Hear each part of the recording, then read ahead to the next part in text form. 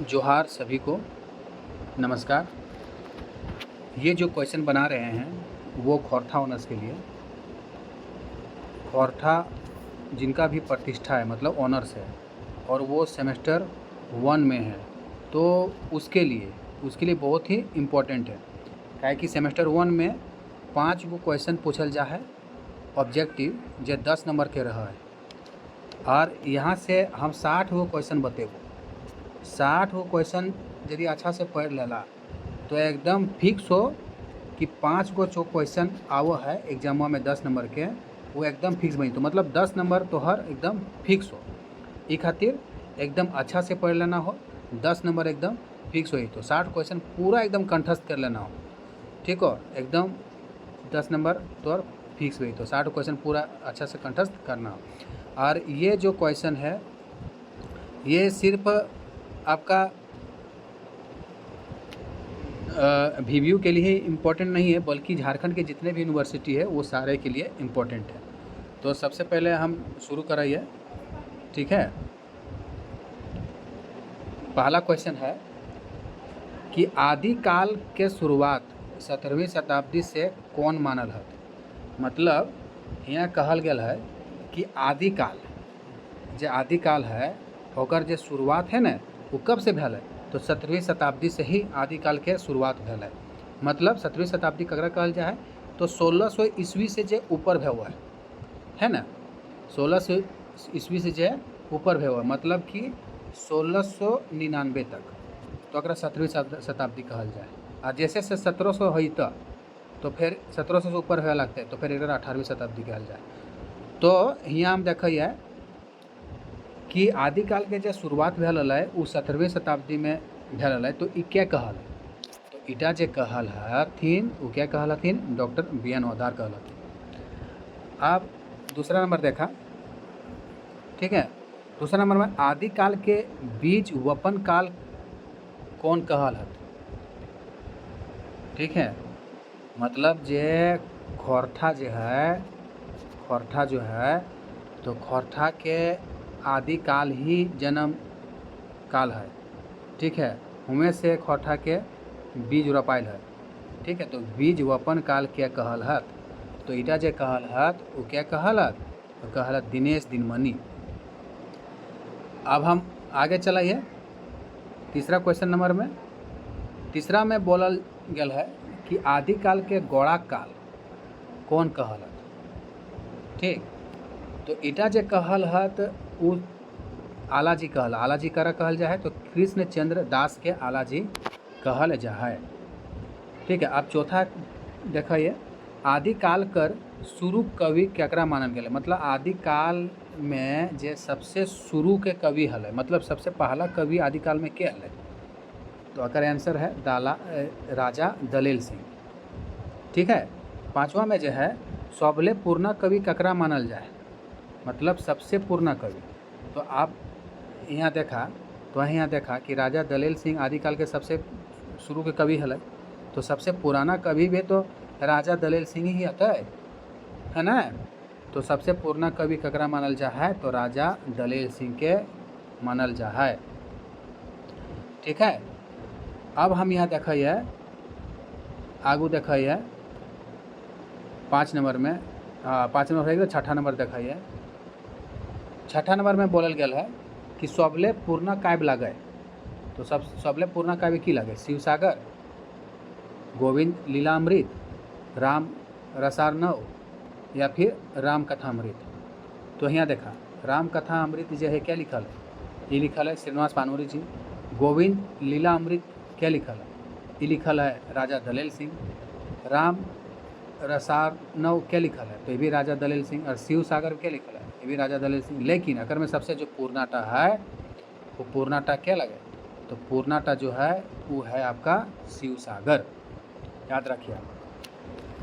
अब 7 नंबर देखो, राजा दलेल सिंह कर लिखल काव्य लागे शिव सागर, गोविंद लीलामृत, राम रसानव और ये सब है। तो अभी हम 6 नंबर में देख लिए कि शिव सागर भी राजा दलेल सिंह के हक है, गोविंद लीला अमृत भी ओकरे हथिन, और राम रसार्णव भी अकरे है। तो ये सब है, तो 10 नंबर का आंसर है। सबले पूर्णा काव्य नहीं लगे, सबसे पूर्णा काव्य कौन टा नहीं लगे? तो शिव सागर तो लगे, ये तो पक्का है कि राजा दलेल सिंह है। गोविंद लीलामृत भी लगे, राम रसार्णव भी लगे, लेकिन कौन टा लगे? राम कथा अमृत नहीं लगे। कहा है कि ईटा क्या लिखल है? ये लिखल है आपका श्रीनिवास पानवरे जी। तो सबसे पूर्णा काव्य नहीं लगे कौन टा? राम कथा अमृत। अब हम आगे दिखाइए, हम देखें 9 नंबर, ठीक है। चला 9 नंबर देखो, राजा दलेल सिंह कहाँ का राजा रहा? तो राजा दलेल सिंह जो है वो रामगढ़ के राजा रहा। राजा दलेल सिंह का जन्म कहाँ के है? देखा, रामगढ़ जिला जो है राजा दलेल सिंह का एथी हल, वहाँ के राजा रहा, ठीक है। लेकिन अगर जो जन्म भेल है वो कहाँ भेल? सिसई में भेल है। राजा दलेल सिंह का बाप कहाँ के राजा है? तो राजा दलेल सिंह का जो बाप है वो कहाँ के? कर्णपुरा का है। अब हम आगे देखिए 12 नंबर, राजा दलेल सिंह कर बापे का नाम रहा। तो राजा दलेल सिंह कर बापे का नाम रहा हेमंत सिंह। की नाम है? हेमंत सिंह, है ना? ओ सॉरी, ये हेमंत सिंह अकर आजा का नाम है, ठीक है। राजा दलेल सिंह कर बापे का नाम राम सिंह है, कि है? राम सिंह। और हेमंत सिंह के है? ये दलेल सिंह जो है ओकर आजा का नाम है। और रुद्र सिंह के है? तो रुद्र सिंह राजा दलेल सिंह के बेटा का नाम है, जगह रुद्र प्रताप सिंह भी कहल जाए, ठीक है। तो आगे चलिए फिर क्वेश्चन टा, राजा दलेल सिंह कर बाप अपन राजधानी बनवल रहत कहाँ? तो राजा दलेल सिंह कर बाप जो है अपन राजधानी कहाँ बनवल रहत? अपन बनवल रहत ई बादम में, ठीक है। देखा, अभी हम पढ़ लिए यहाँ, है ना, कि राजा जो दलेल सिंह है अगर बापे कहाँ का राजा रहा? तो कर्णपुरा के रहे, लेकिन राजधानी ओकर बापे कहाँ का? ओकर राजधानी जो है वो कहाँ है? वो है बादम में, ठीक। अब राजा दलेल सिंह कर आजा का नाम की है? तो अभी हम देख लिए हेमंत सिंह, है ना। अब आगे चलिए 15 नंबर क्वेश्चन। तो 15 नंबर क्वेश्चन पूछल है कि राजा दलेल सिंह कर बेटा का नाम की है? तो अभी हम देख लिए रुद्र सिंह, कहीं कहीं रुद्र प्रताप सिंह ही लिखल रहत, तो सब चलता है सब, ठीक। अब राजा दलेल सिंह कर दरबारी कवि के नाम की रहे? राजा दलेल सिंह है ओकर दरबार में एगो कवि रहल है, तो ओकर नाम की हल? तो ओकर नाम जो हल वो पदम दास हल, ठीक। अब हम आगे चलिए,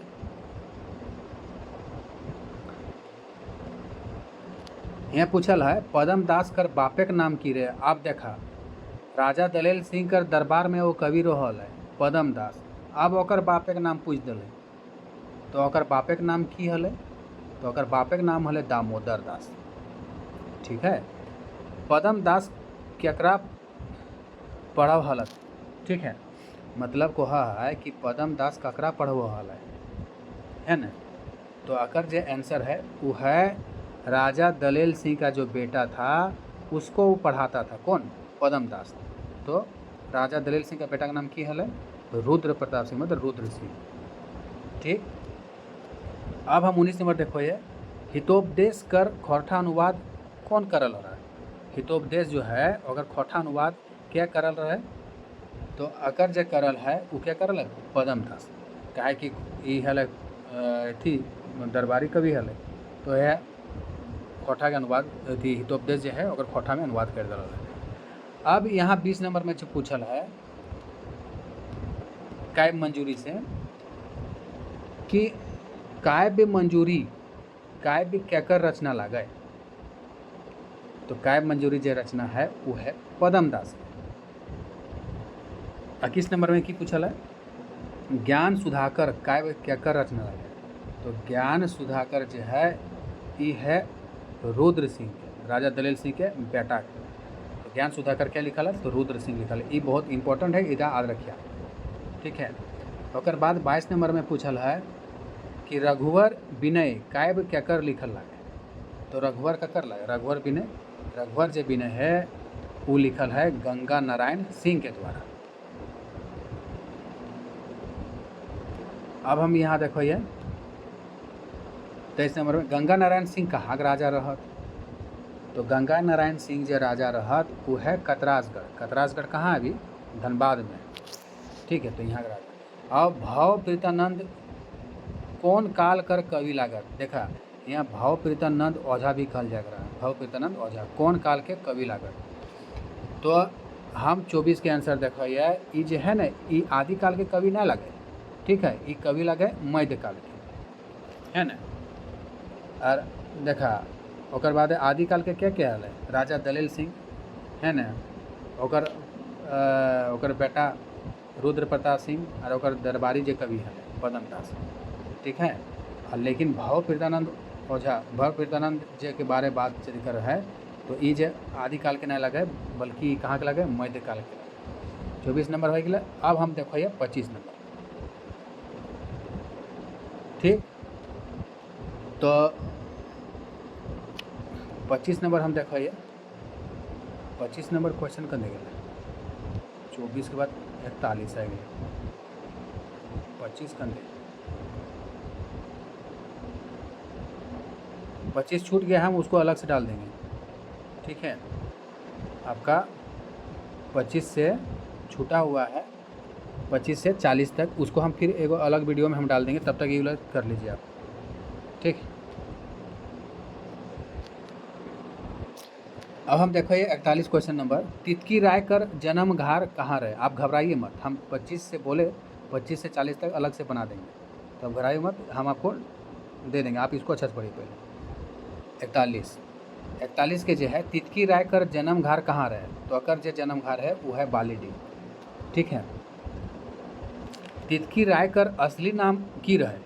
देखा ये बहुत इम्पोर्टेंट है, काहे कि एक बार जो है ये पूछ चुकल है ना। तो तितकी राय के जे असली नाम रहा है वो है जमालुद्दीन राय, है ना।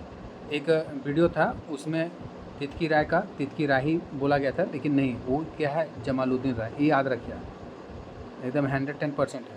तितकी राय का असली नाम की रहे तो जमालुद्दीन राय रहा। अब आगे देखिए, यहाँ पूछा है तितकी राय नाम कौन दिल रहे। तितकी ये जो जमालुद्दीन राय है ओकर तितकी नाम क्या दिल। तो तितकी नाम जो दिल है वो ज कामाख्या राजा कामाख्या नारायण सिंह दिल है। ठीक, अब हम आगे देखो ये 44 में 44 नंबर। तितकी राय कर केकर बुराई करल पर खुश है के दिल गल रहे। अब यहाँ देखो यहाँ पूछल है तितकी राय कर केकर बुराई करल पर, है ना, खुश है के दिल गेल रहे। तो यहाँ अगर आंसर कौन टा होते? अगर आंसर होते कांग्रेस का।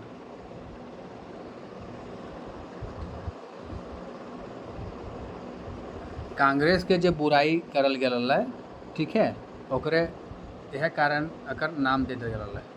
ठीक, अब देखो ये भुवनेश्वर दत्त शर्मा व्याकुल कौन काल कर कवि लागत।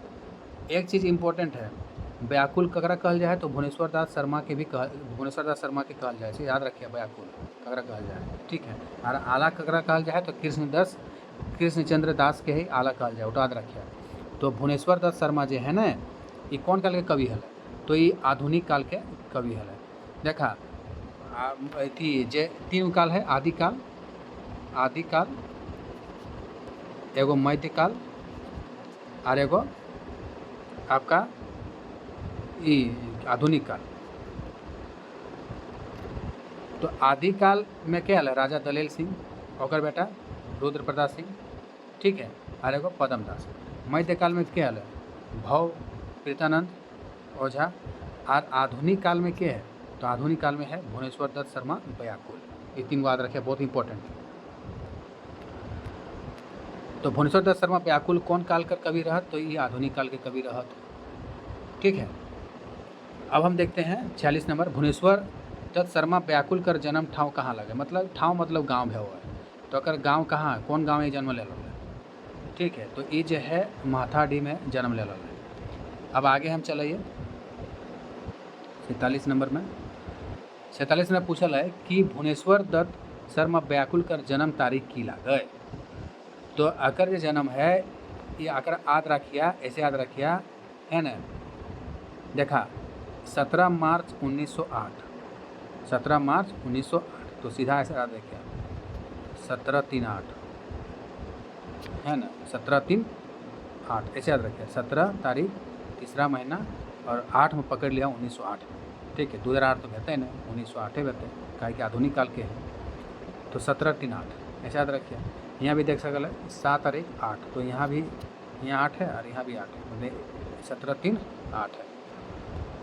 चला याद रखिए है ना, 17 मार्च 1908 के। अब भुवनेश्वर दत्त शर्मा व्याकुल कर निधन तारीख ला गए, एटो इम्पोर्टेंट है। तो अकर जो है ई अकर भल 1984 में, लेकिन 1984 में कते तो सबसे बड़ा चीज़ की है कि 17 तारीख एकर जन्म हल और 17 तारीख के ही एकर मृत्यु हल, ठीक। लेकिन जे महीना टल है उटा बदल गए, यहाँ मार्च में जन्म भल और सितंबर में अकर मृत्यु भल। तो यहाँ बहुत इंपॉर्टेंट है। भुवनेश्वर दत्त शर्मा व्याकुल कर निधन तारीख 17 सितंबर, सितंबर मतलब 9, तो याद रखिए बेटा 17/9/84 मृत्यु और 17/3/8 जन्म, ठीक है, बहुत इम्पोर्टेंट है। चला आप देखा यहाँ ये हो गया। अब आगे चलबा हम 49 नंबर में बोलल गया है कि भुवनेश्वर दत्त शर्मा व्याकुल कर बापक नाम रहे। अब देखा व्याकुल जी जे है, व्याकुल जी के बापक नाम की हल, तो व्याकुल जी के बापक नाम जे हल ई हल बलदेव उपाध्याय, ठीक है। और अकर जे भुवनेश्वर दत्त शर्मा व्याकुल कर बुबाक मतलब आजाक नाम की रहे। व्याकुल जी जे है भुवनेश्वर दत्त शर्मा और बुबाक, बुबाक करा को है, बुबाक को है आजाक, जरा हम लोग दादाजी बोलते हैं, गांव में कहीं बाबा भी बोलो है गाँव में। तो ओकर नाम की हले, तो ओकर नाम हले अयोध्या प्रसाद उपाध्याय।